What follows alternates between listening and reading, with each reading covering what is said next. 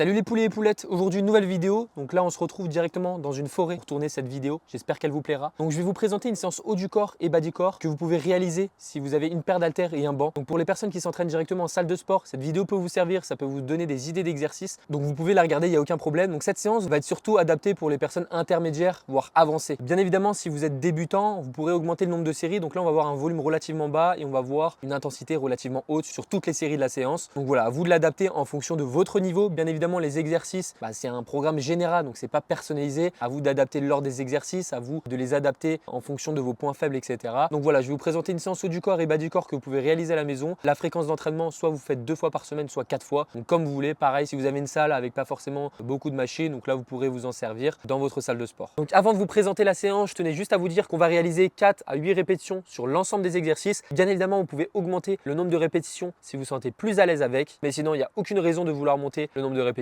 Encore une fois, si vous estimez avoir une mauvaise technique lors des exercices, alors vous devriez augmenter cette fourchette de répétition, bien évidemment. Vous aurez également 3 à 5 minutes de repos entre chacune de vos séries. Vous pouvez augmenter un petit peu plus, mais je ne pense pas que ça soit nécessaire, surtout sur les exercices qu'on réalise dans cette séance haut du corps. Si vous voulez réaliser en dessous de 3 minutes, vous pouvez, mais franchement, je ne le recommande pas forcément parce que vous allez avoir un volume relativement bas. Effectivement, vous allez avoir aux alentours de 2-3 séries sur chacun des exercices. Donc, vous devez avoir un temps de repos relativement long pour compenser ce volume d'entraînement et donc vous devez porter vos séries à l'échec et ça sur toutes les séries. On passe directement à la séance haut du corps. On va commencer par un développé incliné aux haltères. Vous allez faire en sorte de ne pas trop incliner le banc, ok, pour éviter que ça ressemble à une sorte de développé militaire, pour éviter de trop taffer l'avant d'épaule. Donc là, vous allez l'incliner aux alentours de 30 degrés. Bien évidemment, c'est adapté en fonction de votre morphologie. Mais voilà, faites en sorte de ne pas trop incliner le banc. Vous allez faire en sorte également d'avoir les coudes relativement vers l'intérieur, donc aux alentours de 30-45 degrés d'abduction, afin déjà d'orienter la trajectoire du mouvement avec la trajectoire de vos fibres claviculaires. Et également, dites-vous que quand vos coudes sont proches du corps, vous allez avoir un meilleur levier pour vos pectoraux et donc vous allez leur permettre de produire plus de force pendant l'exercice. Pendant l'exercice, essayez toujours d'avoir la poitrine bien sortie parce que les gens ont tendance à amener trop les épaules vers l'avant et donc engager fortement leur deltoïde antérieur. Donc la poitrine sortie, je ne vous demande pas pendant l'exercice de resserrer vos omoplates complètement. Ayez un mouvement naturel. Laissez vos scapulas bouger pendant l'exercice. Je ne vous demande pas de faire une protraction scapulaire vers l'avant, mais légèrement. On ne maintient pas nos scapulas rétractés. Laissez-les bouger, contrairement à ce qu'on peut voir sur les réseaux où il faut vraiment resserrer les omoplates pendant tout l'exercice. Non, c'est vraiment contre-productif d'un point de vue anatomique. Donc s'il vous plaît, laissez vos scapulas bouger naturellement et ça vous évitera tout type de risque de blessure au niveau de votre chaîne scapulaire. Ensuite, en deuxième exercice, on va passer par un tirage bûcheron aux haltères. Donc là, pendant l'exercice, ça va être simple. Vous allez éviter d'engager vos trapèzes, c'est-à-dire que vous allez éviter de resserrer vos omoplates afin d'éviter de les engager. Vous allez tout simplement amener vos coudes au niveau de votre buste sans l'amener trop loin vers l'arrière pour éviter d'engager d'autres groupes musculaires que vous ne voulez pas forcément. Faites attention également pendant l'exercice de ne pas avoir une flexion de coude trop importante, c'est-à-dire que vous allez essayer d'avoir un angle de 90 degrés au niveau de vos coudes pour éviter de trop engager vos fléchisseurs de coudes. Ensuite, on passe directement par un écarté haltère pour bien focus le travail sur les pectoraux. Donc là, j'incline pas le banc parce qu'on l'a déjà incliné juste avant, donc ça va permettre de varier les angles de travail. Malheureusement, on n'a que des haltères, donc il ne va pas être possible de vouloir changer les courbes de résistance, c'est-à-dire avoir le plus de tension en position raccourcie. Ça va être compliqué avec des haltères, mais dans tous les cas, c'est pas grave car les pectoraux bénéficient de l'hypertrophie médiée par l'étirement. Vous allez également faire en sorte d'avoir la poitrine bien sortie pendant l'exercice, pareil que pour le développé couché. Toujours les scapulas bougent librement. Veuillez ne pas les serrer pendant l'entièreté du mouvement. On les bouge légèrement. Si vous êtes débutant et vous galérez avec le mouvement, alors gardez cette poitrine sortie, resserrez vos omoplates complètement. Et une fois que vous avez bien la technique, vous maîtrisez bien la technique lors de l'exercice, vous pourrez vous permettre d'avoir une légère protraction scapulaire. Ensuite, pour le prochain exercice, on rattaque sur le dos. On va passer par un rowing sur banc incliné, cette fois-ci pour plus focus le travail sur les trapèzes. Donc vous allez faire en sorte pendant l'exercice d'avoir les coudes relativement éloignés de votre corps, contrairement au tirage bûcheron où vos coudes étaient proches du corps. Là, on va les éloigner et vous allez essayer de resserrer vos omoplates pour bien engager les muscles de votre haut du dos et donc leur permettre de bien mettre l'accent dessus, contrairement aux grands dorsaux.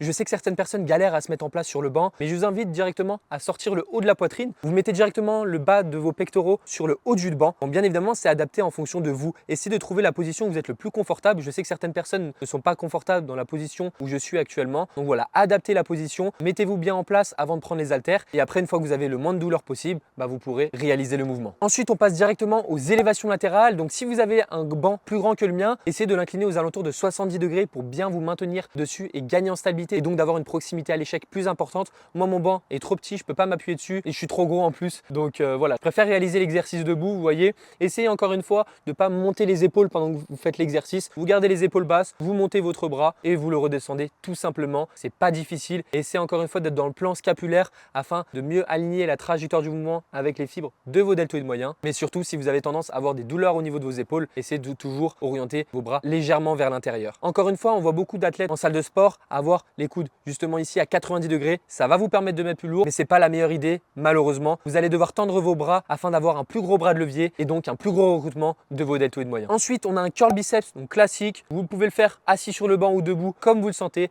Attention pendant l'exercice à pas faire une antépulsion, ok, donc à amener vos coudes vers l'avant. Non, il reste à l'aplomb des épaules. Vous faites votre flexion de coude, vous redescendez, classique, rien à dire. Bien évidemment, si vous faites cette séance 2 fois par semaine, ça va être intéressant de varier les angles de travail, notamment pour vos fléchisseurs de coude. Donc pourquoi pas intégrer un curl marteau pour plus focus le travail sur le brachial, donc un muscle en dessous de vos biceps, et le brachioradial, un muscle de vos avant-bras. Donc toujours pendant les exercices, vous allez essayer de contrôler légèrement la descente et essayer d'être le plus explosif possible sur la montée. Et pour finir, pour la séance haut du corps, on va voir un skull crusher aux haltères. Donc facile, simple, rien de compliqué. Vous allez avoir les coudes au-dessus des épaules. On ne va pas les chercher trop loin derrière car les triceps ne bénéficient pas de l'hypertrophie médiée par l'étirement. Vous allez faire un skull crusher classique. On va descendre les haltères au niveau du front et on remonte classique. C'est pas compliqué. Donc pour la séance bas du corps, avant de vous présenter les exercices, on va voir une fourchette de répétition similaire à la séance haut du corps à adapter en fonction de votre niveau, en fonction de votre technique et en fonction de votre préférence, encore une fois. Pour le temps de repos, ça va être la même chose, 3 à 5 minutes sur l'ensemble des exercices. Toutes les séries sont portées à l'échec. Vous allez voir que vous allez avoir aux alentours de 3 à 4 séries. Pourquoi plus de séries que la séance haut du corps? Car vous allez avoir moins de choix d'exercices et donc vous allez devoir augmenter votre nombre de séries pour compenser le nombre d'exercices relativement faible. Ensuite, on passe à la séance bas du corps. Donc on va commencer par un split squat. Moi, ce que je vous conseille pendant l'exercice, c'est de vous maintenir avec votre main sur un mur notamment pour vous permettre de gagner en stabilité et donc d'éviter de perdre d'équilibre pendant l'exercice. Je vous recommande aussi d'utiliser une sangle de tirage. Donc ça, sur tous vos exercices de tirage, bien évidemment. Donc sur les exercices que je vous ai présentés dans la séance d'eau, si vous pouvez les utiliser lors de vos exercices de tirage, notamment pour le grand dorsal ou pour les trapèzes, faites-le, ce qui vous permettra d'éviter que votre grippe soit votre facteur limitant lors de l'exercice. Donc pendant le split squat, il y a 2 méthodes pour bien le réaliser. Vous allez soit avoir une grosse flexion de genou, c'est-à-dire que vous allez essayer d'avancer votre genou le plus possible pendant l'exercice afin de plus solliciter les quadriceps. Vous allez essayer également d'avoir un buste bien droit, éviter de le pencher vers l'avant pour éviter de mettre trop l'accent sur vos fessiers, donc trop les étirer. Et au contraire, si vous voulez plus focaliser le travail sur les fessiers, vous allez faire l'inverse du mouvement, c'est-à-dire que vous allez vous pencher vers l'avant et garder votre genou au-dessus de vos talons pour éviter de trop engager vos quadriceps. Petit rappel, les ischio-jambiers joueront seulement un rôle de stabilisateur lors de l'exercice, donc il est inutile de vouloir mettre un exercice de ce genre pour vouloir travailler les ischios. Donc voilà, j'ai préféré mettre un split squat plutôt qu'un squat, ce qui permettra déjà de travailler en unilatéral, donc potentiellement mieux pour l'hypertrophie musculaire et de vous permettre d'avoir une meilleure stabilité et de réellement plus focus le travail sur le muscle voulu. Ensuite, j'ai décidé de mettre un hip thrust, donc pour les personnes qui veulent travailler les fessiers en isolation, pourquoi pas réaliser cet exercice? Vous le réaliserez au sol, vous aurez vraiment le plus de tension en position raccourcie. Pas la peine de vous mettre sur votre banc ou quoi, vous pouvez pour gagner en amplitude, mais malheureusement, si vous gagnez en amplitude, vous allez également engager d'autres groupes musculaires parce que vous allez avoir une flexion et extension de genou plus importante que si vous étiez sur le sol. Donc à vous de voir comment vous voulez réaliser l'exercice. Je rappelle, cet exercice vous permettra d'avoir le plus de tension en haut du mouvement quand vos fessiers seront le plus raccourcis possible. Donc chercher une grande amplitude pendant cet exercice n'est pas forcément la meilleure solution. Vous verrez également à avoir vos talons en dessous de vos genoux lorsque vous réaliserez l'exercice afin d'éviter de trop solliciter les quadriceps. Ensuite, on va voir un soulevé de terre jambes tendues. Donc excellent exercice. Donc là, on va plus focus le travail sur les ischio-jambiers. C'est pour ça qu'il y a vraiment une différence entre le soulevé de terre jambes tendues et le soulevé de terre roumain. Donc soulevé de terre roumain, vous allez avoir un léger flex au niveau de vos genoux,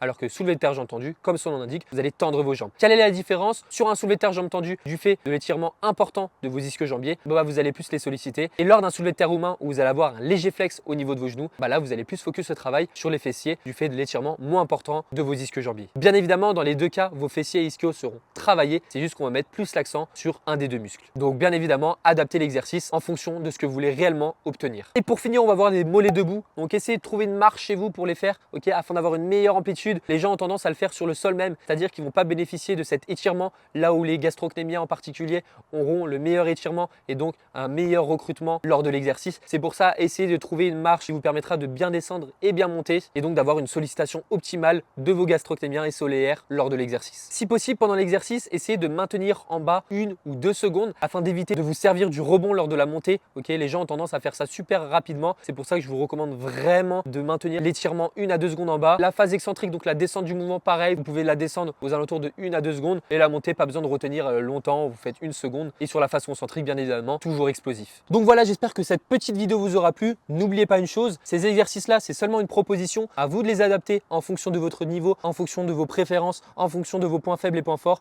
etc. C'est pour ça qu'il faut vraiment prendre ces exercices avec des pincettes. C'est pour ça que je vous demande vraiment d'adapter les exercices en fonction de vous. Donc n'hésitez pas, si vous avez des questions, à les poser en commentaire. Je serai ravi d'y répondre. N'hésitez pas à mettre un petit like si cette vidéo vous a plu, que je sache si je fais d'autres épisodes de ce genre. Et bien évidemment, si ça vous a plu, n'hésitez pas à vous abonner, ça ferait super plaisir. Donc sur ce, passez une bonne journée ou bonne soirée. Allez, bisous.